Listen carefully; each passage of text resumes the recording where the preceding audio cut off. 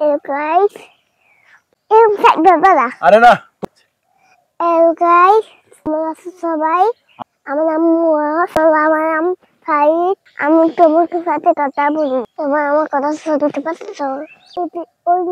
Hello বন্ধুরা, কে কোথা থেকে দেখছেন? আশা করছি ভালো আছেন। এতক্ষণ আমার ছেলের কথা শুনলেন, এখন আমার কথা শুনেন। অর্থাৎ এখন সোনালী ধান চলে আসছে। এই ধান যখনই শুরু হয় কাটা, তখনই দেশে হাইব্রিড কিছু নেতা, কিছু ব্যক্তির দাম্ভিকতা, কিছু ব্যক্তির হচ্ছে নানান ফন্ডি ফাটল তৈরি হয়। অর্থাৎ ধান লাগানোর আগে কিছু মানুষের জায়গা জমি নিয়ে ঝামেলা শুরু হয়। আবার কিছু মানুষের ঝামেলা শুরু হয় ধান তৈরি অর্থাৎ পাকার পরে। আপনারা এখনই দেখবেন বিভিন্ন জায়গায় নেতৃবৃন্দ স্থানীয় বিভিন্ন জায়গায় ঝামেলা করবে। ঝামেলা করার পরে সেই ধানের উপরে যে নেতারা যে আবার ক্রোক মারবে, বলছে যে আমার বাসায় ধানগুলো রাখো, আমি এগুলো দেখবো, এই সমাধান না হওয়া পর্যন্ত আমার বাসায় থাকবে। এরকম বহু ঘটনা আমাদের এলাকায় এবং আশেপাশে শুনেছি। অর্থাৎ বিগত বছরও দেখে আসছি, ভবিষ্যতে দেখবো কিনা তা জানি না। তবে আশা করছি যে চাল চলন, যে রীতির মধ্য দিয়ে আমরা আসছি, ওই রীতিটা যেন না হয়, অর্থাৎ আমরা সেই রীতিটা থেকে যেন মুক্ত থাকি।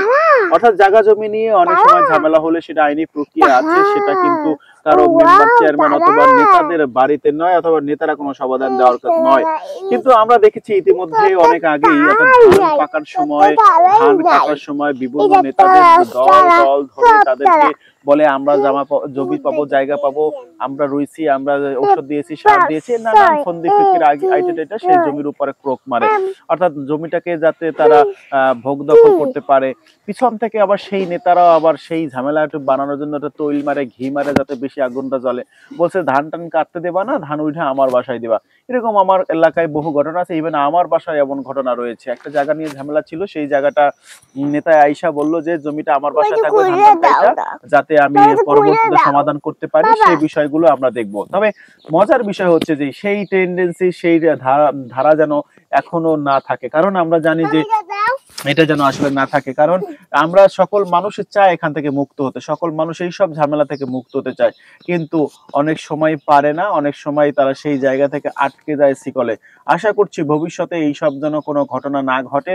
এই সারা বাংলাদেশে এখন ধান আসছে, চরের জমি ধান আসছে, দেশের ধান আসতেছে, সবাই একটু ঝগড়া বাজাবে, সবাই একটু গায়ে পড়ে ঝগড়া বাজাবে, বলবে আমার জমি দলিল আছে, আমি তোমার কাছে জমি পাবো, তুমি বেশি রুইছো, বেশি চইছো, এই নানান ফন্দি ফিটো টাইকে টেকে মোটামুটি একটা নেতা নেতা ভাব দেখাইবে।